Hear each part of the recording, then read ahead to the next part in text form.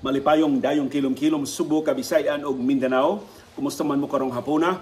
Ni ami si CB o ba ni Dr. Iris diri sa among Pinoy-anan sa Bukrang Barangay sa Kasili sa Konsolasyon. Mohangop ninyo karong hapon. Ang atong sugilanon karong hapon nag-uluhan og panagkita pagbalik. I'm sure doon na may mga kaila nga sa inyo pang kabatanon, sa inyo pang gagmay pagkabata, unya dugay na kayo nakita, pagkita ninyo balik, di na mo kaila nila. Kada bang dako na kayong kausaban sa ilang kinabuhi. Di ka katuo sa kausaban sa ilang kinabuhi.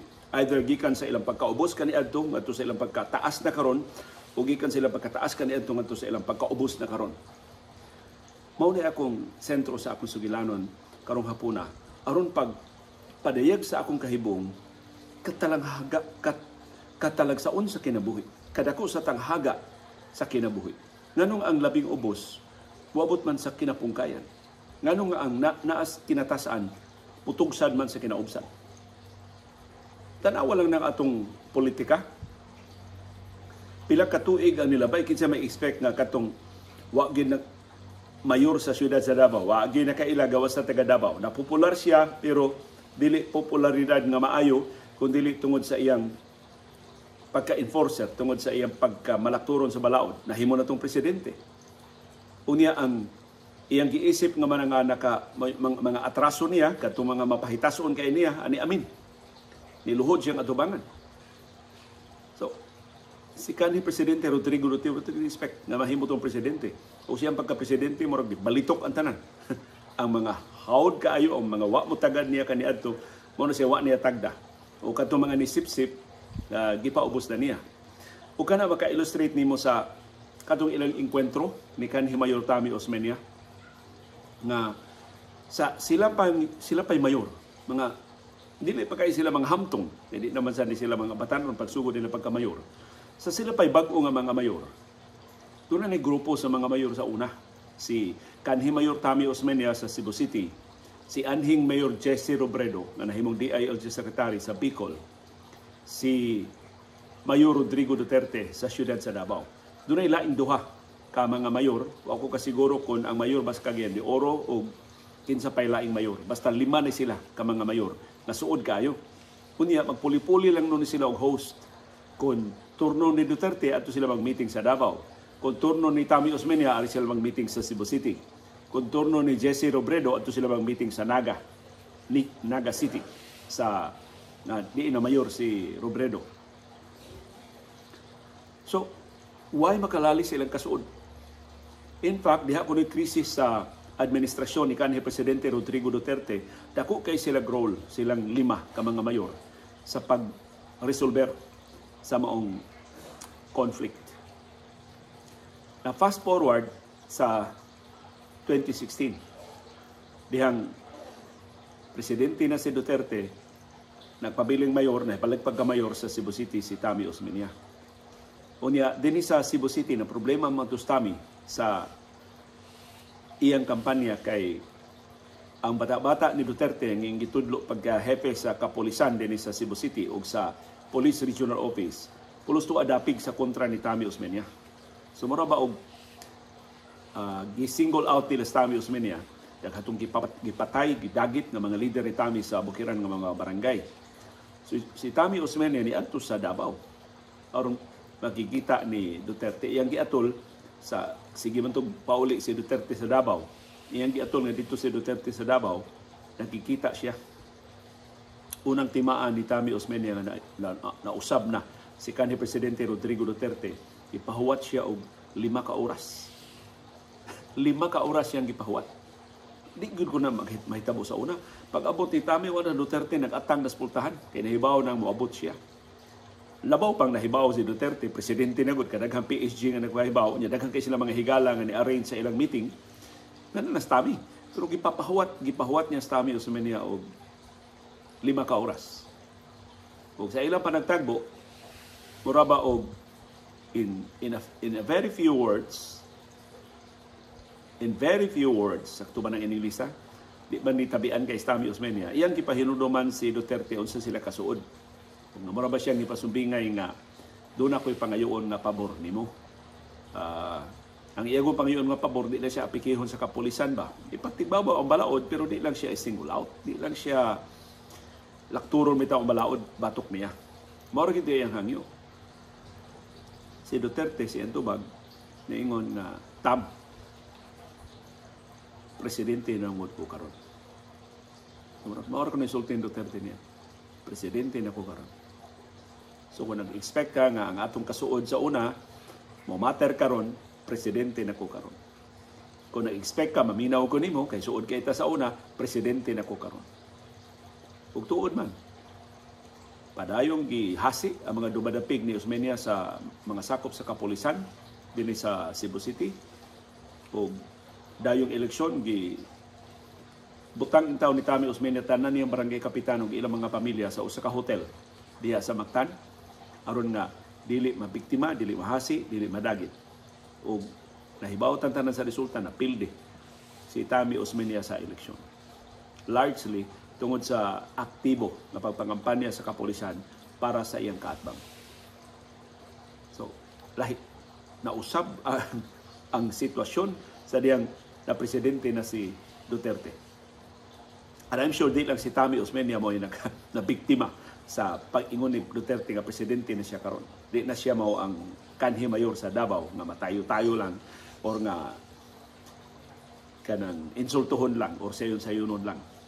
Ug kantos Duterte is the kind of person nga di makalimot sa karaan nga mga atraso. In fact, ako naman ni istorya kadaghan diri sa atong programa.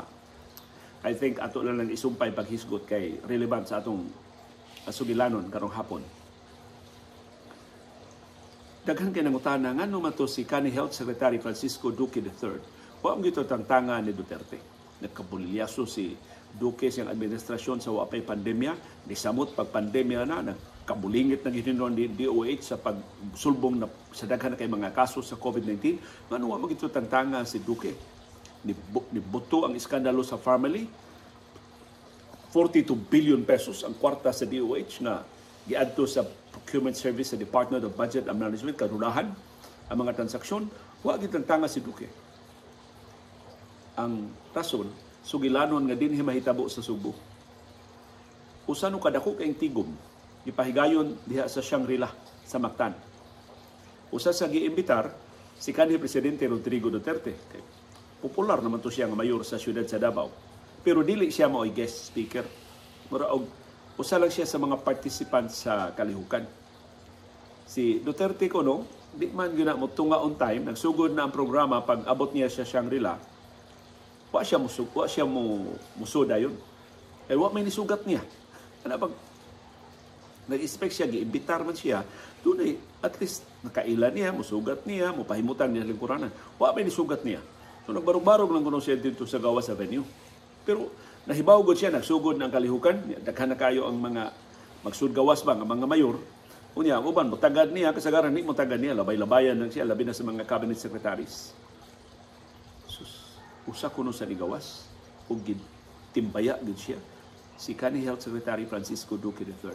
I don't know Health Secretary ba siya nitong higayuna or lain niyang pwesto, pero sakop siya ang gabinete ni kanhi Presidente Gloria Macapagal Arroyo. Ug wa gyud kuno kalimot si Duterte ana nga si Duque sa tanang nitambong sa mong kalihukan maura ni gawas sa venue ni abi-abi niya ug ni kuyog niya padungat to siyang lingkuranan. Importante na para ni kanhi Presidente Rodrigo Duterte. Mo na bisag usa ka apiki to si Duque, bisag usa ka baho na to siya sa iyang pwesto, wa gyud siya tangtangan ni Duterte. Tungod to gyud ana. So ug kadtong tanan nga wa mausab ni Duterte, dako kay luna siyang kasing-kasing. Para niya sa siya pay giayran, siya pay way lami, siya pay gitawag nga ignorante nga taga Davao. Katong mga tao ni bati niya, ni tahod na niya, ni bilib na niya, moto'y ngilingig, o moto'y saliga niya siyang administrasyon.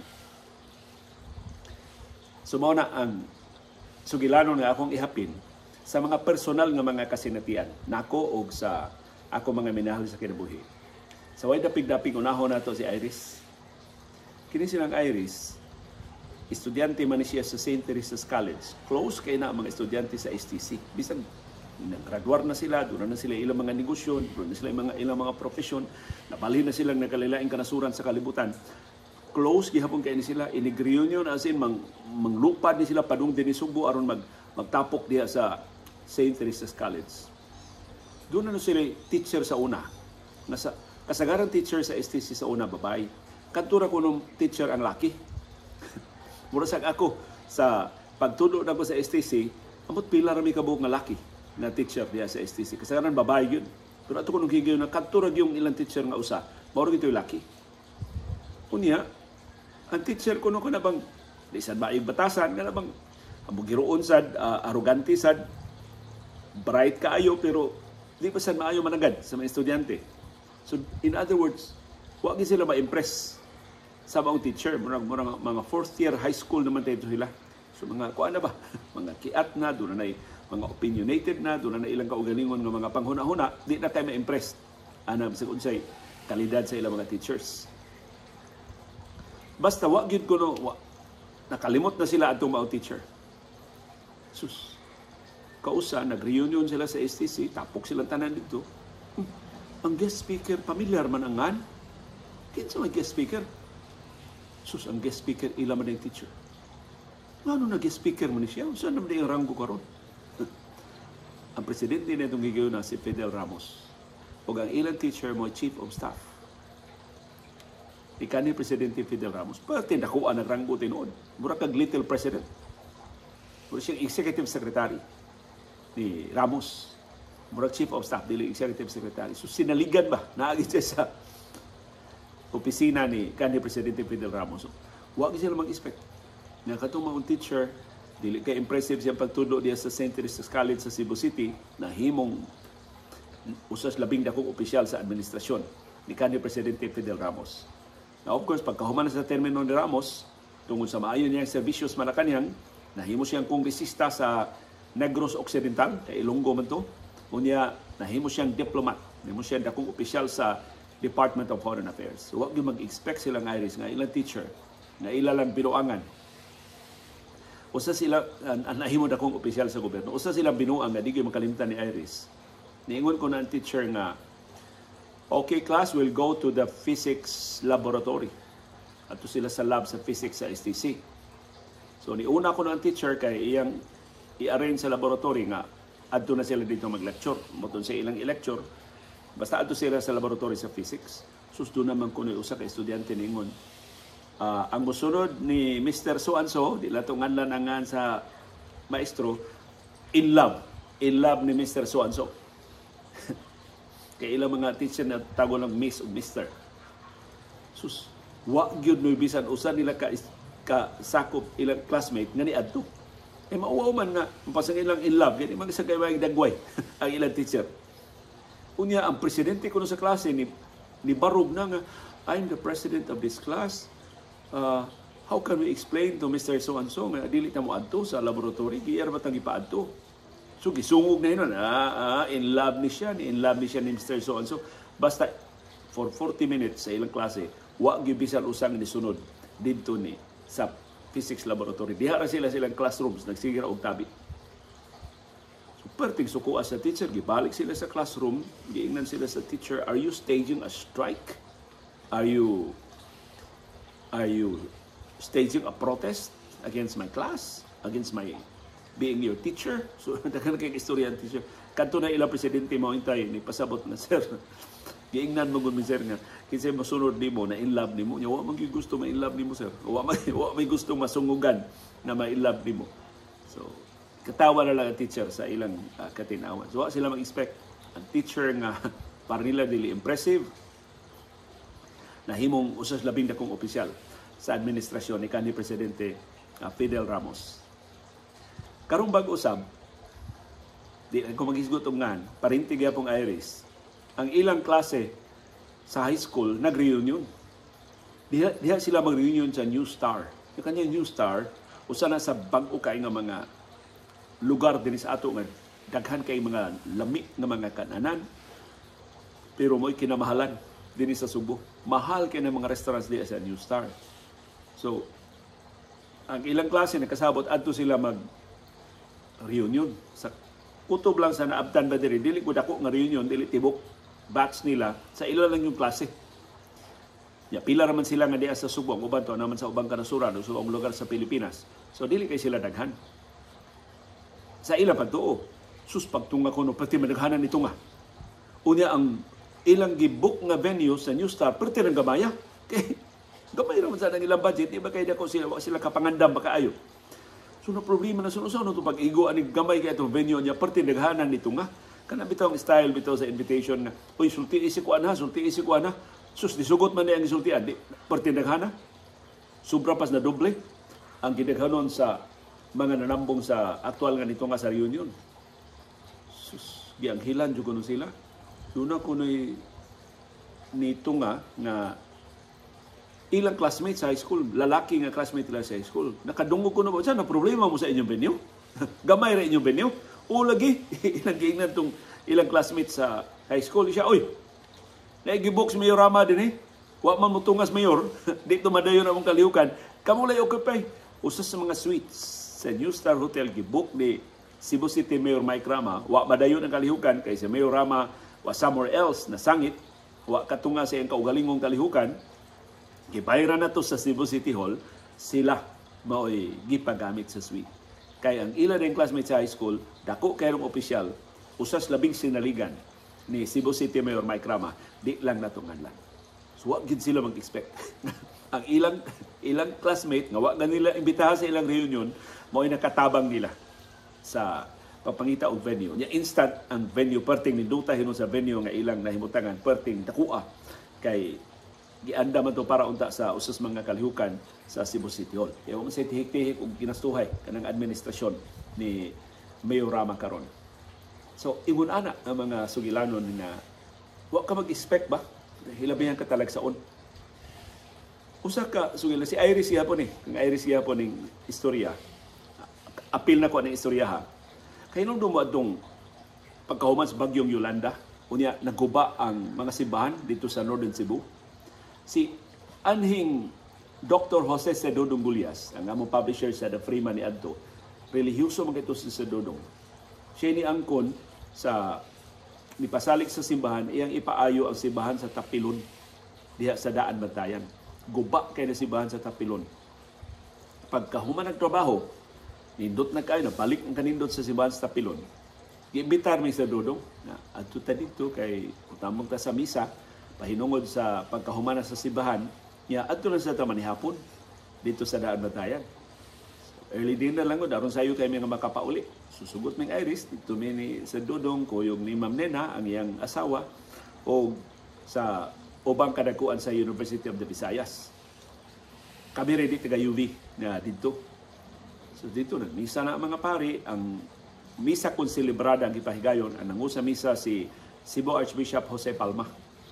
Of course, nitabang sa misa ang kura paroko sa Tapilon na si Father Soto. Kanumdum ko sa nga ni Father Soto. Pagkahuman na sa misa, ingon si Dodong, sige, manihapon na taron sa iyo ta mamauli. So mga alas 5 papasado sa hapon, dito nami. Sus, lamias pa nga pagkaon. Dito ko ka discover si Archbishop Jose Palma pertingil ngiga mo kaon og mga seafoods. Ganahan kay siya lambay, ganahan kay siya pasayan. Pero dili siya dako kaon si Archbishop Palma, pero maayo ba ito kayo mo pili kung si lami nga kanon? Kumpas kayo mo kaon ba? Why take ang istorya sumurag masuod sa ni Archbishop Palma bisag kadto pa mi nagkaabot ni Archbishop Palma niya nag-abot pa gyud mi sa talad kananan, nagdungan pa gyud mi upang ngaon. Samtang si istorya si Dodong o si Archbishop Palma, musagbat ko usahay, si Ma'am Nena, ingo sa ex-kapante siya ang pari, katungkura paroko, nga nakalimtan tingali og introduce ni Sir Dodong Gulyas, kay diha man si Archbishop Palma, nagsige og tanaw niya. Pero familiar sa niya ang pari, pero naging siya hinumdum ba? So, ang pari, ni kaon sa kuyong namo, pero di yun siya kasalot ang istorya. Kay tahod ba siyang Archbishop Palma o si Sir Dodong. Sila naman duhaan sa istorya. Sa isulod nga project, o sa planong Sir Dodong sa Tapilon, iya pa yung paninduton ang simbahan, o sa pailaing mga proyekto sa Archdiocese katabangan ni Sir Dodong o sa iyang foundation, mga inanabang istorya. Kami sagbat-sagbat lang. Kaon may sentro sa mga atensyon dito. pagkadayo naguhumag panihapon na sabot sa pari nga si Father Soto, yung sabot padung na may mamauli kay nagsugod na o pananghid si Dodong Gulyas, yung kuyog mamisban ni si Dodong Gulyas. Idukol na gid siya ni Iris. Siya, Doktora, kaila ba ako ni mo, Doktora? Ingon si Iris, mo ba, Father? Diin ta nagkita, Father. Ingon si Father Soto, Doktora, sige magkagduwa og tennis sa country club sa una. Siya, wala lagi, Father, pero wala na ko karon kay kami sa Dodong ay mag-abot mig duwa dito ni Sir Eddie Gulyas. Ngilingin na mo tennis ng Gulyas Brothers sa una, sa ilang kabatanon. Si Iris, mo ganahan ni Iris nga ikaduwa og tennis mga laki. So, usahay iya parang ning ang pares ni Iris yung ballboy o niya mga Gulyas Brothers mo ilang ikakontra. Hindi lang kuno ning idarok-darok ang mga Gulyas Brothers sa una sa ballboy, may magkaito yung ballboy nga mo ni train niya. So, ingo sa Iris, bitaw, Father, sige ko adto sa country club. Karon wa na, Father, kaya nadaot naman akong tuhod. Ingon si Father Soto, ako bitaw imong ballboy sa una, Doktora. Hasta si Dodong Gulyas, ha? Ballboy kay sa country club, Father? Dugay na silang kaila ni Father Soto, pero wag sila magkahisgot na si Father Soto, ballboy di ay sa tennis club, sa tennis court, sa country club, sa Cebu Country Club. Has, kagwagid. Wag yun to dama. Hasta si Archbishop Palma nahingang habang di ibigay ni akong pari. So, usay kining tao no, di lang gid nimo damhon. Di ka mag-expect unsay ilang umaabot. Mo na nga tingali no sa atong pakig labigit sa atong isig katao, bisan unsay ilang posisyon sa kalibutan, we should be kind. Kinahanglan nga ato silang pakituon og sa atong kabuutan, sa atong katarong, usay mabisita, ato lang na silang maisnab, pero mas maigid managanta nila. Kaya wata kay baw sunod natong kita na sila na mayor, sila na gobernador, sila na kongresista. O nagkinahanglan na intawon ta sa ilang tabang aron nga makalingkawas ta sa sitwasyon nga atong nahimutangan. Duwa mo ta mangandoy mga sitwasyon nga maapi kita. Pero mo na giingon nila nga wa gyud siguro ning kinabuhi. Wa tay garantiya nga mao ni ang atong ugma. Doon na tay plano, pero ang plano gid sa labaw makagagahom mao'y matuman. So arin nato sa akong kaugalingon na mga sugilanon. O kini ako mga sugilanon, wa ni mangangan kay dili man flattering sa mga hingtungdan. Usa sa labing dako nga haligi sa industriya sa pagpanibya dinhi sa Subo. As in, ditato siya pag-ayo, ditako siya pag-ayo, kamhanan siya kaayo, influential kayo ang iyang tingog sa broadcast industry. Tungod siyang kalampusan sa iyang business model. Na siya'y gipatuman din sa Subo nga bag-o nga business model, naka number 1 sa mga radio stations nga iyang gida. Wa to sukad, masukad, baswayi din sa ato sa Subo. Although, matawag nato nga dili to maayo o sangpotanan. Siya'y nagpasiugda ining pinalitay bitaw sa mga listeners. Kanang mga listeners, hataga na og mga gasa, hataga na og mga regalo. Ma-influensya na ba? Aron inig survey, sila yung number 1. Siya nagsugod, ana. Pero nitong gigil, nakugang ang Subo, ana. Wa man sukad, may tabo. Tinarong man itong mga survey sa mga radio stations o TV stations sa una. Pero karon ang mga survey, ang number 1 katong maay kay mo hatag, maay kay mo organisar sa ilang mga listeners o sa ilang mga viewers. Siya mo'y pioneer, ana. Didako siya pag-ayo. Kung nakaila ko niya sa iya pang kabantugan sa iyong sus, kanindot atong iya mga bay, kanindot atong iya mga sakyanan, kadaghan niya ang mga, basta, di lang sa Subo, sa ubang bahay sa Pilipinas, daghan kayo siyang kaptangan, daghan kayo siyang negosyo. Sunod mong kita, pila na dekada human ni katapusan nga nagkakuyog. Nangaon mi sa kami gyud nung Iris ng kuyog, nangaon mi sa Neo kana bitong Toyota Mabolo na karon. Actually, kabahin na sa bahay sa kabahin na si Yuta nagitukuran sa bahay nila ng Iris. Diha ko mamisita ni Iris sa una na mayab pa ko niya sa barangay Mabolo at bangin sa Carmelites Monastery. Nakatong Neo pag tukod atong mga restaurant, perti naghanang customer ato kay lamig man itong Neo. Karon, awa na ang Neo kay napalit man na sa kining franchise sa mga law man tiyali, pamilyang law man nakapalit ana og gitukuran nila og Toyota. mabolot. Ako na kayo ng building des Toyota. Pero buy na lang Iris sa una. So nangaon may Iris sa ang paboritong Iris nga putahe ni adto sa Neo katong tudlo dato. Katong bitong ginason nga tag-as, nya lami kayo ug sabaw. So siputin mong higop sa sabaw. Imo si Iris. I think I know that man. So doon ay tao sa akong luyo, pero atubangan ni Iris na nagkao. Imo si Iris, familiar ko, no? Sus, paglingi na ako, kadtumang bantugan kaayo. Dili siya broadcaster, although mabati ano sa iya, tingog sa radyo, pero kuan gid siya media executive. Dako gid siya nga, kuan ba? Na siya sa management side, na siya sa business side sa broadcast industry. Dako jud kay siya. Pero makitaan ba nimo bitaw nga kana bang ang iyang naandan nga barog dili na bako na siyang chutay, maybe tungod siyang edad, but mostly tungod sa iyang kapait na taon siyang kahimtang. Napurdoy di ang iyang mga negosyo, nabungkag ang iyang pamilya. Kunya siya, sa iyang kadako, sa iyang kadato, wa di siya savings, wa di siya hinipusan sa bangko, hindi siya mutuog savings. Kaya wa man siya mag-expect na mautoy mahitabo siya negosyo. Nga usa sa mga higala niya nga nahimong broadcaster sa estasyon ngayong giduma, doon na may bay nga gamita sa usa sa mga syudad diri sa Southern Cebu. Dito in town siya papuya. Nya ang bay, doon sa baybayon, wa siya katabang. Nya puyo ra gid siya sa bay, so kinahanglan siya nga kuan ba? Manikay-sikay para siyang pagkaon, kuan in town, pait in town ang iyang kahimtang. Pero wala na ako mahibawi sa mong panagkita. Ako lang magkitaan mga wala na. Ang iyang pangag, baklaro na. Inanabitaw ka na bang pero wala na siya wala man siya maglago. Pero di na mao ang iyang bayhon. So kung sir, mga unta sir. Dito siya, di ko yung siya siyang labisa. Maugya po niya tingog. Pero makita ba rin mo nga humbled na itaon siya. Di na siya sama ba ka mo. Kung nang gudaliyo, kanang bang saltihan niya wala na. Kadako sa kausaban, no? Kunya kadako day sa epekto sa imong personalidad, sa imong kahimtang sa kinabuhi.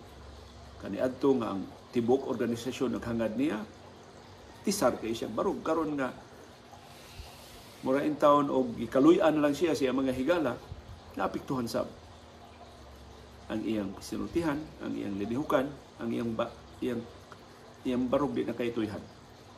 Kadako sa kausaban nga mahitabo sa kinabuhi. Gikan ka sa ibabaw, mapunta ka sa ubos. After how many years, ako nahibawan, namatay na in taon siya tungkol sa iyang sakit. Na telito siya makapatarong upatambal.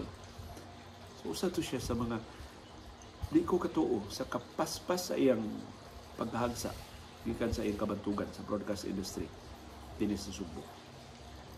Ikaduha, di lang gihapon ako nganlan, usa ka inila kaayo nga broadcaster. Sa gamay pa kong bata, siya ba'y akong paminawon. Dako kay siya gikatabang ako. Pagsugod ako sa radyo, usa siya sa nagdasig na ko. Sige, pangita di paagi sama makasud ka sa broadcast industry. Sige siya, dasigin ako niya. Kung yun, kinibang dako jud kay siya o inspirasyon. Dako kay siyang inspirasyon para nako. Kay di kay siya maayog tingog. Kana bitong broadcaster bitaw nga ang ilang talento dili sa tingog, dili sa modulation, dili sa barog. Pero perting sikatan niya. Why maka-question siya ang popularidad? Komedyante to siya. Pagka nakatrabaho na ko radyo, ako kakuyog niya, kailain man siya ng estasyon. Niya, ako lang nahibawan, retire na siya. Niya naman siya mga anak, so dito na siya puyo siya mga anak. Kausa, rin namin sa ABS-CBN sa Gubiao, sa siyudad sa Mandawi. Itawag ko sa gwardya, ikan sa newsroom, na may nangita ni mo, gusto magmusod sa newsroom, ato amo ba ni pasudlon? Kukinsa man. Di akong gituganan sa ngaan. Sige, pasudla. Huwag ko kailanan niya, kapupularan na niya. So, gipasod nila. Suswa na juga makaila. Ang iya bitong exuberant kaayo nga personality kanang saya kay siya, saba kay siya, kanang kanunay nga maguna-una og pangumidya, kanunay maguna-una og panungog, susib ang ako nakitaan si Buwa na. Tiguang na, nagsungkod na, kana bang Nya wa na ngipon kana bitang unya di ka katuo ba murag naglago na siya jutay. So akong gipa sud sa newsroom naman may gamay conference room sa kilid sa newsroom nga kanagong balik duha to lura ka tawo ang magkaabot ako siyang gipalingkod dito sa among gamay nga sofa nya nananghid ko sa akong mga kaubas newsroom kamo sa trabaho ani kay hapit naman to ang newscast akong gipakigistoryahan. So simon siya nasakit siya iya mga anak doon na may pamilya maikog siya kunya iya mga tambal o sa di na maatiman. So murag ingon ba siya nga patabang unta ko sa akong tambal kay lisod akong tambal mabiyaan na ko'y maintenance kung unsa man ka na stroke siya niya nauli na siya gamay makalakaw na siya pero wala na siya magsungkod di na siya paspas nga mulakaw ko yawa kay kuyo siya nangutana lang ko siya kung masakyan pa nung diri sa inyo niya gitabangan naman ko sa driver ihunong na sa guda sa inyong atbang niya giagak na lang ko sa inyong gwardya padong diri sus kaluoy sumoto nga ang tarang nahibilin sa kong bulsa akong gituro niya ko sus sunod pasugo lang diri ayun na lang ngari siya mauwaw mo sa akong mga bata good nga mga ri. So, makalugar ka, istorya lang gyapon, namori lang gyapon ko. Ko ayaw no, ikahago na nimo. Pero wag yun. After how many months, ibalik na sa siya. Mao gyapon. Iko kaluoy na nimo ipahatod tika sa among crew kay do na may crew namo nga mogawas. Atong orasa sulipay kay siya pero ikakatuo bitaw ka successful sa iyang career, sa height sa popularity sus tanang listener sa radyo sa Subo nakailan niya pero sa dihang nasakit na siya sa dihang yung mo savings niya ito ang mga broadcasters kana bang way pension fund amot sa itong sistema sa una nga way klaro mga benefits sa mga broadcaster maayo pa kay kang dramaturgo okay ka ikasakit na nimo bahala na ka diha usaon nimo ang imong kinabuhi wa nay mo tong pagka-chairman bitaw na kog KBP diyon ko at paagi nga katabang ta sa mga retirado kanang masakiton nga mga broadcasters. Itong diha may fundraising na kategomi og dako-dako nga kantidad gihad na mo sa mga masakiton nga mga broadcasters. So I think hatod karon dinhi sa Subo ang atong mga bantugang broadcasters o pinangga kina mga broadcasters sa una nagkalisod-lisod na in town sila karon wa sila kapaingnan. Wa man sila retirement benefits na nadawat. Gawas niya ka ng mga nang-retire karong bago. Pero katong mga karaan bitaw ng mga patugan kay nga mga dramaturgo, mga broadcasters, wa intay nang katiman nila karon. So, luoy. After how many years, pati ano sana ko namatay ang broadcaster tungod sa iyang sakit. Pana ba nga hilapon ba imong kahilagnan na sus kadako sa kalainan sa kinabuhi no? Naka sa ibabaw karon ikaw na say magkinahanglan ugma. Pero usa sa mga broadcasters nga akong nganlan kay happy kining akong memory niya si Esteban Escudero, si Julian Daan ang iyang tinuod nga ang nakadungog ko niya sa Manok ni San Pedro. Ang writer si Marcos Navarro sa Colpa dili pa siya o niya ang iyang nga Jack Diamond Julian pa mo iyang nga niya itong higayon. Wa ko ka nakaila ko niya nga Julian Daan pag dihan na puyo na ko sa Talisay. Estudyante na ko sa Malayan, Talisay Malayan Academy. Third year high school ko. Nagubot ang mga classmates kay si Teban o si Gulyat, mga ligo ko no sa kadagatan sa Talisay. Kanang Malayan agianan man na sa beach sa Talisay. Kanang bahay sa mga asnar diha, di nakapuyo si Alma Moreno. Kuanda, taas kay ng koral. So kailang musakag kas punuan sa lubi una ka makalili dito sa sud pero daghan mo kay manglili diha sa diyang si Alma Moreno diha pa nagpuyo kay patisiksihan naman ng Alma Moreno di pa siya artista pagpuyo niya diha si Laksamana man ay apelyido ni Alma sa wa pa siya na artista unya hilabihan ko nagsiksihan ni Alma diha pero dili si Alma man ito istoryahan si Esteban Escudero so nagubot sila nga si Esteban o si Gulyat mga ligo yung moagis Malayan sutuon man si Esteban o si Gulyat naghukas nagpurol na lang, nagkabibaw lang tuwalya, kay padong na mga ligo. Nya mo agigid sa among eskwelahan. Sus, iba mo siya nasud sa kung nisibat bitaw ko klase, doon ko klase, nigawas ko sige, nisunod ko ni Teban o ni Gulyat. Wa ko mo, mag-iwawon man ko, wa ko mo istorya nila, pero lingaw kay kung nagtanaw sus mo mga tinguga akong mabatian sa radyo. Niya ako nabatian, nag-sound-sound sa dagat, nagkinataw-anay. Dito sa dagat, niya maog yung mga tinguga ba? Sus, Teban ng yung tinguga, Gulyat ng yung tinguga. So, mutiunan ako bang pagkakita o mga personality sa radyo nga, sus, kalahi lagi sa mga naong. No? Akong imagination ni Teban, di man. Akong imagination ni Gulyat, dili man. Mura kang mabaguhan ba nga, mao ni mga tinguga sa radyo, kangilingig nga paminaw sa radyo niya. Nagkuhan lang, naglangoy-langoy res kadagatan sa Talisay. Limpyo pa ang dagat sa Talisay nitong gigiula. Dili pareha karon nga, igtungan ni mo doon lana sa barko sa imong hinapay.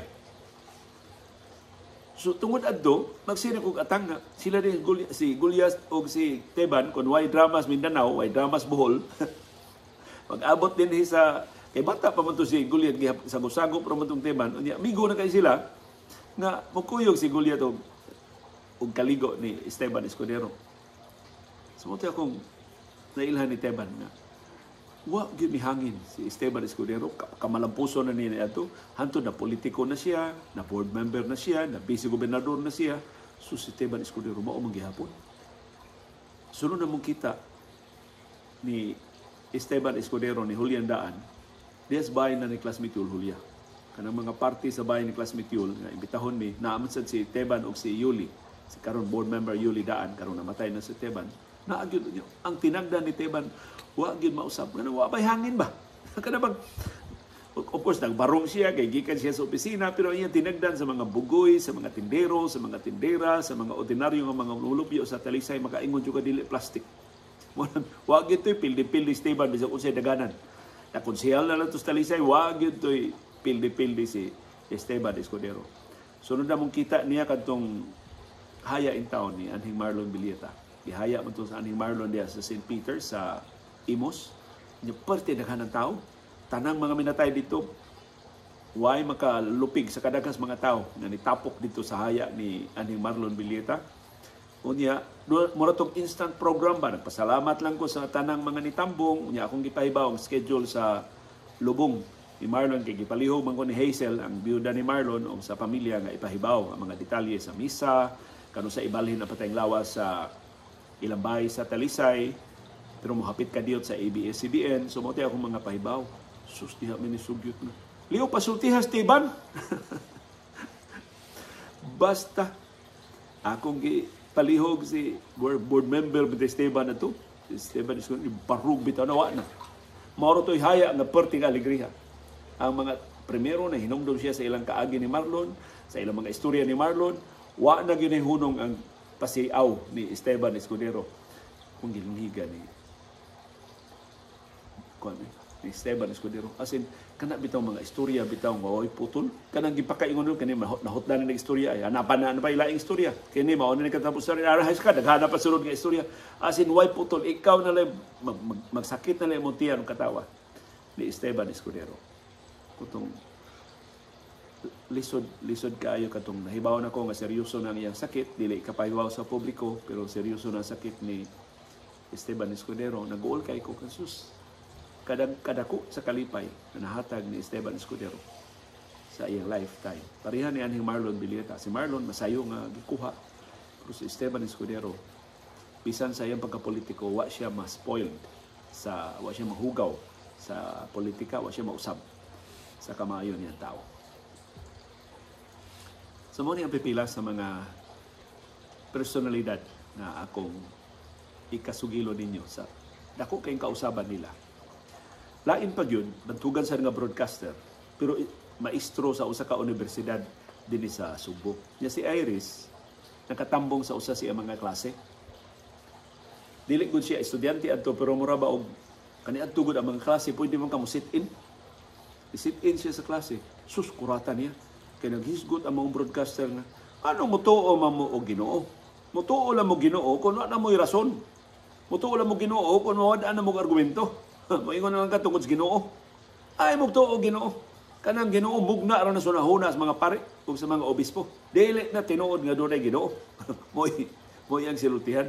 Unya pag human niya pagka maestro, nahimo siyang bantugan nga broadcaster, kontrobersyal sa kay siya. Nga broadcaster, isog kay siya nga broadcaster dinhi sa Subo. Pero nakita mi niya, di na siya broadcaster. Niretiro na siya sa broadcasting kay masakito na siya. Unya, tuo na siya Ginoo. Ako siyang gisgutan sa istorya ni Iris na diya mo kuno to'y klase nga naingon ka, ay magtuo Ginoo siya. Tungod ang gusto niyo sa atong kabatanon. Pero karon liyo nga doon natay balatian, kinsagod tayo dili mo sangpit sa Ginoo. Iawat na lang lugwayan ang atong kinabuhi. Sus, wa na ang iyang bravado sa iyang pagka-broadcaster, wa na ang iyang pagkamapalabilabihon ng mga istorya. Labihan ni nakahambol, labihan ang gidawat. Ang seryoso niyang balatian o wa tinuod siya magdugay. Meaning, walog sa mga luhaan. I'm sure kining akong mga sugilanon, wa ranis kumingking sa inyong kaugalingon ng mga istorya, sa inyong mga classmates, sa inyong mga silingan, sa inyong mga paryente, na kalit nga nausab. Dugay na kanyo wa ikita, pero sa sulod, pagkita ninyo pag-usab, nausab ng ilang mga dagway, nitaas na sila pag-ayo, o niubos na sila pag-ayo, wa mo mag-expect nga maunay kausaban mahitabo sa ilang kinabuhi. Kita ka, Sid, no? Kung magkalay-anay ta simbakusip, kita na itong usab, mag-ilanay pa ka ta si big girl. So be kind sa tanan ninyong mga kaila, sa tanan ninyong mga silingan, sa tanan ninyong mga kauban sa trabaho, kauban sa organisasyon, kauban sa klase. Okay. Ang kinabuhi, kamausab-usabon. Hilabihan kahibulungan ining kinabuhi. Wa ta mahibaw unsay ugma sa tagsa-tagsa nato. Daghang salamat sa inyong pagpaminaw sa atong sugilanon nga nag-uluhan pagkita pagbalik. Daghang salamat sa inyong pagkuyog sa atong programa bisan adlawng Domingo sa panahong dayong kilom-kilom. Uban ni Dr. Iris ug ni CB Girl diri sa Bukirang Barangay sa Kasili sa Konsolasyon, kini si Leo Lastimosa. Malipayong panihapon kanatong tanan. Thank you, CB Girl.